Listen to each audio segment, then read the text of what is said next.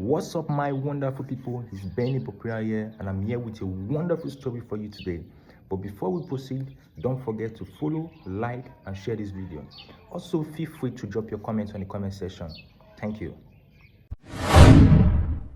Once upon a time, a woman named Nkemdelim lived in the small village of Nori, deep in southeastern Nigeria. She was known far and wide for a blessing that had become both a miracle and a burden. Nkemdelim was the mother of 44 children.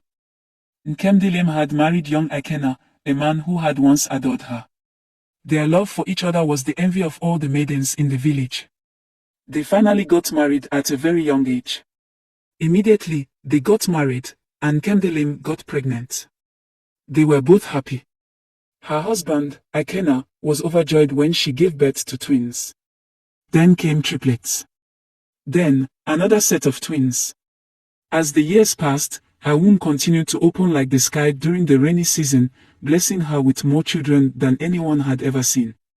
One day, while Nkemdelim was going to the market, she saw some village women gossiping about her. How can a woman give birth to so many children? Can't she control herself? She can't even feed them. She felt so bad. What she thought was a blessing is now a topic of discussion in the village.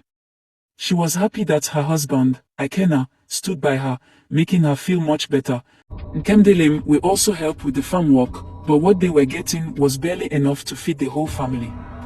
But as feeding so many mouths became unbearable, Ikena changed. He could not bear it any longer. It was as if the entire world was against him.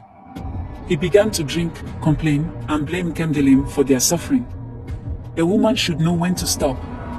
Look at our house. It is a graveyard of hunger, he shouted one night, his voice slurred with palm wine. He held tight to his bottle of palm wine, which he had in his hands. Years passed, and Nkemdelim became pregnant again. This time, the village midwife told them she would give birth to 4 children. Ikena became so worried. I already have 40 children, and these 4 comings will sum up to 44 children. I can't stay any longer, this woman wants to kill me. He thought to himself. When everyone was asleep that night, Ikena packed his bag and quietly left the village. In the morning, Ikena was gone. He left without a word, abandoning his wife and children to the mercy of fate. He felt so bad leaving his family behind, wondering how they would survive without him, but that did not change his mind. Nkemdelim searched for him for months, only to hear whispers that he had fled to a city far away, where he had married a younger woman with no children. Her world shattered, but she did not cry. There was no time for tears when 44 stomachs rumbled with hunger. Months passed, and Nkemdelim gave birth to 4 children, just as the midwife had said.